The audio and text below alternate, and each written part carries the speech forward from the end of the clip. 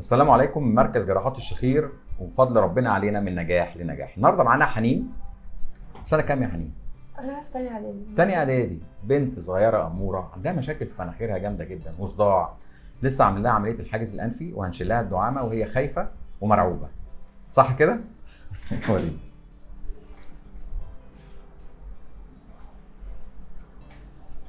شلنا الناحيه الاولانيه والناحيه الثانيه وخلصنا يا حنين. ايه رايك؟ وخدي المنديل نضفيه. هي سهله بس ها؟ وجعتني شويه. ايه رايك؟ خدي نفسك كده. وقولي بصراحه، وقولي بصراحه. لا احسن بكتير. ايه اللي احسن بكتير؟ النفس. كان النفس كده قبل العمليه؟ لا. قولي لي كنت بتشتكي من ايه؟ انت لسه صغيره خالص على الشكوى دي. يعني كانت مناخيري لما يجيلي صداع كانت الحته دي كلها كده توجعني، كويس. دماغي كده كلها.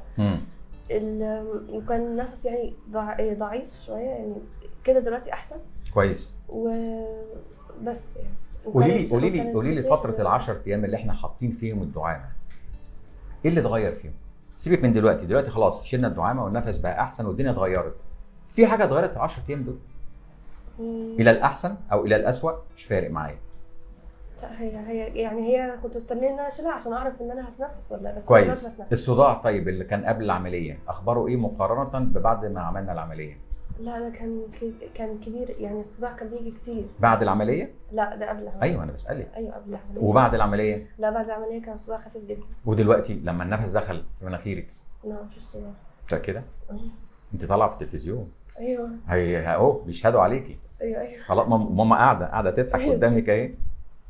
ايه رايك؟ لا حلوه ما شاء الله. كويسه؟ مبسوطه؟ تكلم مامتها. ها؟ مبسوطه طبعا لان هي تبقى كويسه، يعني انا هفرح ان هي تبقى كويسه. البيت كله يبقى كويس. الحمد لله. وانت مبسوطه؟ ايوه. هتقولي ايه بقى؟ ايه الجديد بقى في حياتك بعد ما نفسك رجع والدنيا اتغيرت بالنفس الحلو ده؟ هقدر اعمل حاجات كتير. ايه؟ هقدر اعمل حاجات كتير. ايه بقى؟ يعني مثلا اعرف اخد نفسي كويس، يعني ممكن اخد نفس طويل واعرف اكتبه. انما في الاول كنتش تعملي كده؟ لا. كنت تطلعي سلم، كنت تجري، كنت تعملي رياضه، كان بيبقى سهل؟ يعني هو بيبقى صعب شويه مش مش انت قوي. لسه صغيره خالص على الكلام ده، لسه السن ده ولا يعرف صداع ولا يعرف سدة مناخير ولا زورك عامل ايه عموما؟ لا هو دلوقتي كويس، بس كنت ساعه ما حط الدعاء عشان كنت اتنفس منه. كان بيوجعني عشان يعني طبعا تاخد نفس فوقك شويه. ايوه. مبسوطه؟ الحمد لله. خلصنا. كنت فاكره ان الدعامه بتتشال بسهوله كده ولا كنت جايه وخايفه؟ لا كنت خايفه قوي. مرعوبه؟ مره ثانيه. هي كانت لما بيجي لها صداع بيجي لها ترجيع.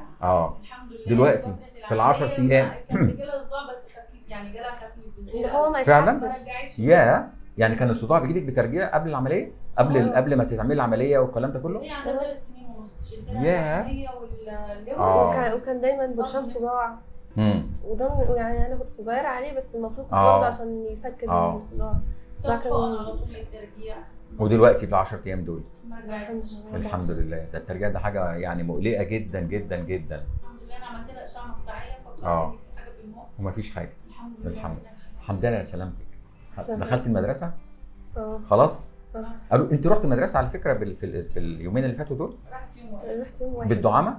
بالدعامه بس عشان انا اتخبطت فما رحتش. حد قال لك حاجه؟ ولا حد عرف ان انت عملتي عمليه او حد خد باله من اي حاجه؟ لا هي اللي قالت له. انت اللي قلتي؟ بقوا مصدقين؟ كنت خايفه لحسن تتخبط. فهم يقولوا لي لا المفروض يبقى في حاجه هنا بتقفل. مين اللي قالوا لك؟ في المدرسه. قالوا لك كده؟ المفروض يبقى في اللي هو بقى وتربيط وبلاستر وشاش. قلت لهم لا ده انا عامله العمليه والدعامه في مناخيري. المفروض ما تجيش مش عارفه. طب ليه؟ ما انا كويسه ورايحه المدرسه. شفتي بقى؟ الحمد لله على سلامتك يا حنين. الحمد لله على سلامتك. ده فضل من ربنا علينا طبعا. والحمد لله والحمد لله على سلامتك ورجعت المدرسه وماما وبابا بقى الدنيا اتغيرت عندهم خالص. الحمد لله على سلامتك. ده فضل من ربنا علينا. وزي ما بنقول دايما اللهم علمنا ما جهلنا وانفعنا بما علمتنا. حياتي ودعواتي دكتور هشام ابراهيم.